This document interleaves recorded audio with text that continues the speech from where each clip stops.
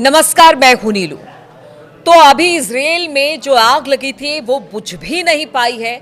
उससे पहले एक बड़ा तूफान आया है। धूल भरी आंधी से इस वक्त इजराइल जो है वो काफी ज्यादा परेशान दिखाई दे रहा है।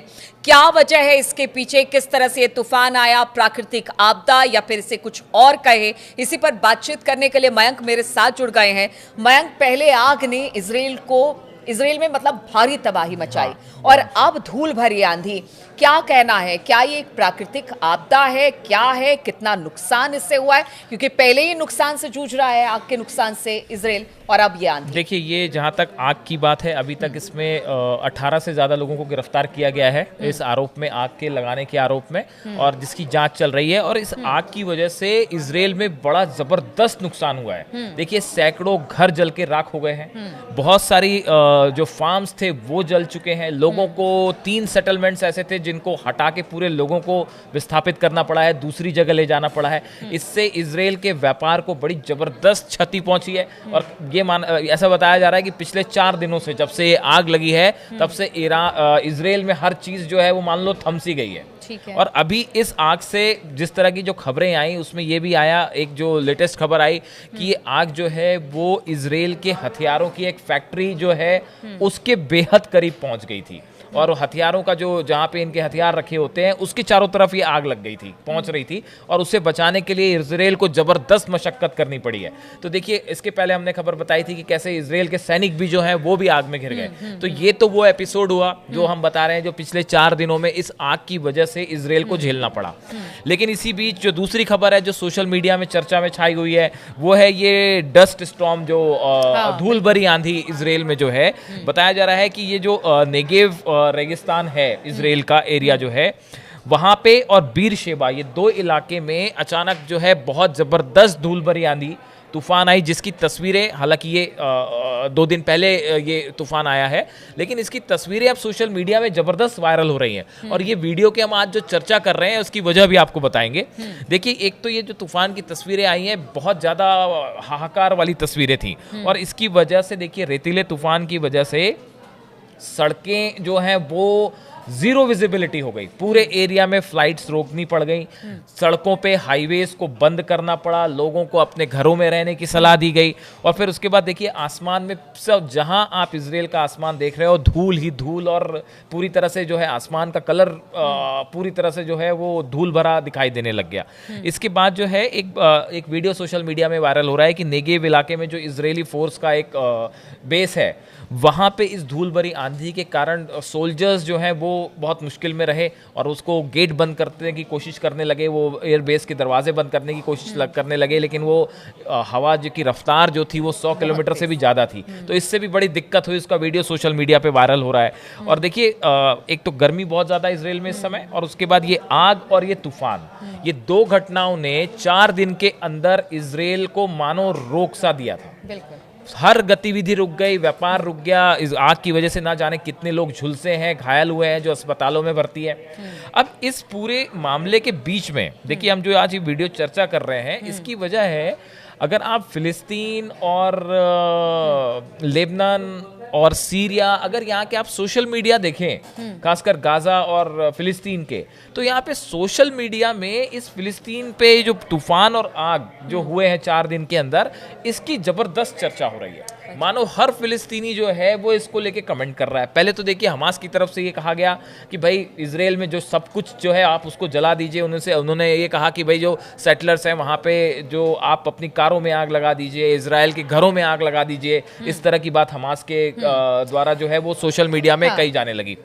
अब उसके बाद जो है, देखिए, आप अगर देखें पिछले 48 घंटे में सोशल मीडिया में इसकी चर्चाएं इस तरह से होने लग गई कि भाई जो गजा में इजराइल ने किया है, ऐसा फिलिस्तीनियों का कहना है, उनका ये कहना है कि जिस तरह से बमबारी हो रही है, जिस तरह से वहां पे एड रोक दी गई, इसकी वजह से फिलिस्तीन में इस समय गाजा में बहुत बुरे हालात हैं। और इजराइल में जो कुछ हुआ वो उसको एक प्रकार से कह रहे हैं कि ये जो है अल्लाह अल्लाह का अजाब जो है वो है, और एक ये नेचुरल इंसाफ जो है। इस तरह के आप कमेंट्स देखें सोशल मीडिया में तो लोगों का ये कहना है कि भाई ये इजराइल को उसके किए की सजा मिल रही है, और ये कुदरत का जो कहर है एक प्रकार से ये जो है हाँ ये टूटा है, और इसकी वजह है जो कुछ इजराइल कर रहा है। इस तरह के कमेंट्स जो है वो फिलिस्तीन में बहुत ज्यादा सोशल मीडिया में वायरल है। चूंकि देखिए दो तरफा मार इस वक्त कह सकते हैं इजराइल के लिए, जिस तरह से ये प्राकृतिक आपदा कह लीजिए या आग को लेकर बहुत सारी बातें सामने आ रही थी उसे, जो आग की घटना हुई वो जेरूसलम से लेकर तेल अवीव तक वो पूरा रास्ता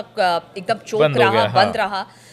लेकिन ये जो डस्ट स्टॉर्म है वो किस एरिया में आया है जो सबसे ज्यादा प्रभावित हुए हैं वो जरा बताइए। हाँ, ये तो दक्षिणी इजराइल का हिस्सा है, नेगेव इलाका है और बीरशेबा, ये दो इलाकों में सबसे ज्यादा इसका इफेक्ट रहा। और नेगेव का रेगिस्तानी इलाका है, रेत है बहुत ज्यादा, और तापमान जो है 40-42 के आसपास अभी इजराइल में चल रहा है, और बारिश भी इस बार काफी कम हुई थी वहां। इसकी वजह से ये जो तेज आंधी आई, ये एक डस्ट स्टॉर्म का इसने रूप लिया, तूफान का रूप लिया। और दूसरी तरफ ये हुआ कि इस आंधी की वजह से जो आग थी वो बहुत तेजी से इजराइल में भड़की और बड़े इलाके में फैल गई, जेरूसलम से लेके तेल अवीव तक। आप समझिए कि हाईवे पे सब तरफ, दोनों तरफ आग ही आग। जो अमेरिका में जो आग लगी थी उसकी लॉस एंजलिस वाली फायर, वो वाले जो है हालात दिखे। इजराइल ने जो है, नेतन्याहू ने कई कंट्रीज से मदद मांगी, एयरप्लेन्स भेजे गए, तब जाके अब हालात थोड़े से पहले से बेहतर हुए हैं, लेकिन अभी भी आग पूरी तरह बुझी नहीं है। तो अब देखिए ये इसको लेके गजा में जो है, जो हमने इसको जोड़ा, जैसे जो लोग गजा के लोग कह रहे हैं बार बार, जो फिलिस्तीनी नागरिक जो कमेंट्स कर रहे हैं सोशल मीडिया पे, उसमें देखिए उसकी एक बड़ी वजह ये है, जो यूनाइटेड नेशंस की वर्ल्ड फूड प्रोग्राम है WFP, इसकी तरफ से ये कहा गया है, जानकारी दी गई है कि गाजा में खाना पूरी तरह से खत्म हो गया है। पिछले 7 हफ्तों से बॉर्डर पूरी तरह बंद होने की वजह से कोई भी सामान या मदद गाजा के अंदर नहीं जा पा रही है, जिसकी वजह से बच्चों को कुपोषण का शिकार होना पड़ रहा है। बल्कि यहाँ भी देखिए इजराइल ने गाजा में जितनी तरह की एड जा रही थी सब रोक लगा दी। अब ये हालात हो गए हैं कि ये जो वर्ल्ड फूड प्रोग्राम चल रहा था, जो कम्युनिटी किचन से वहाँ पे लोगों को खाना पहुँचाया जा रहा था, इनकी तरफ से, UN की तरफ से कहा गया है कि एजेंसी ने चेतावनी दी है कि ये रसोई जो कम्युनिटी किचन चल रही थी ये कुछ ही दिनों में पूरी तरह से खाली हो जाएगी।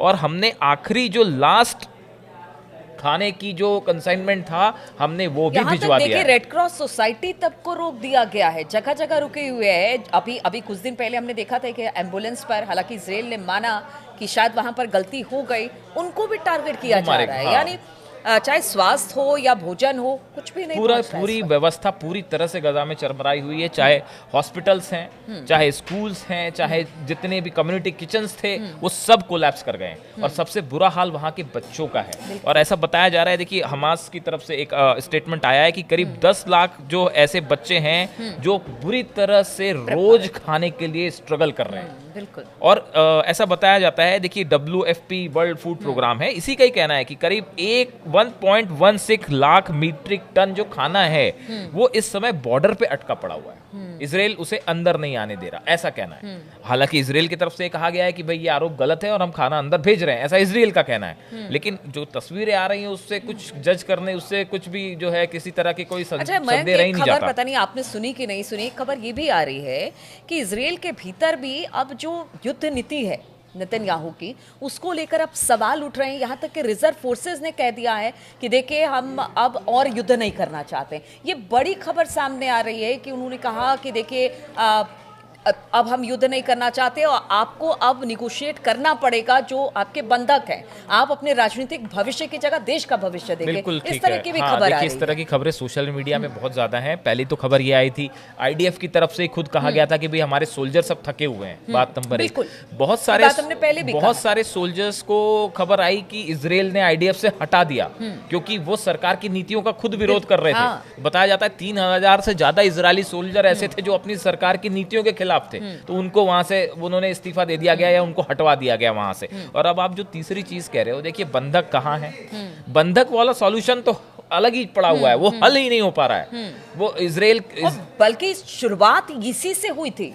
अगर आप देख लीजिए, इसके जड़ में पहले हमला किया गया, वहां से इजराइल के लोगों को बंधक बनाया गया, फिर उसे छुड़ाने के लिए वहां मूल पर जो हाँ कहते जो ना आप कि- कह रहे जो हाँ, हाँ जो मूल मुद्दा था वो तो दरकिनार रह गया, दरकिनार हो और गया। बदले में जो है आपने पूरा गाजा तबाह तबाह कर कर दिया है। और उसके बाद अब ये हालात हैं वहां पे कि जो लोगों में आक्रोश है, गुस्सा है, वो इजराइल में ये जो घटनाएं हो रही हैं कि आग लग रही है या आग लगी या लगाई गई, वो तो अभी और जांच के बाद पुख्ता सबूत में सामने आएगा कि क्या वाकई ये हमास ने करवाया है या एक नेचुरल कैलामिटी थी। लेकिन जो तूफान आया, जो आग लगी, अब लोगों का, फिलिस्तीनियों का इतना जबरदस्त गुस्सा है कि वो इसे बता रहे हैं कि ये अल्लाह का इंसाफ है, मतलब भगवान का ये इंसाफ है और वो सजा दे रहा है इजराइल को। तो ये सोशल मीडिया में इस तरह की चर्चाएं बहुत ज्यादा छाई हुई। बिल्कुल। तो देखिए, 2 दिन से हम आपको बता रहे हैं, पीछे 2 दिन के वीडियो में आप देखेंगे कि किस तरह से आग लगी, किस तरह से तबाही मची है। और एक और चुनौती अब इजराइल के सामने है, जो वहां पर धूल भरी आंधी आई, उसकी वजह से भी कहा गया कि बहुत नुकसान हुआ है। अब इसे लेकर तरह तरह की बातें आ रही है, सोशल मीडिया पर बहुत तरह की बातें हो रही है कि जैसा इजराइल कर रहा है उसको उसकी सजा मिल रही है। लेकिन बात यही है कि चुनौती इस वक्त इजराइल के सामने बहुत है। प्राकृतिक आपदा से इस वक्त इजराइल को अच्छा खासा नुकसान पहुंचा है और अब इससे निपटने की लगातार इजराइल कोशिश कर रहा है। इन तमाम खबरों पर हमारी नजर बनी रहेगी। आप बने रहिए हमारे साथ।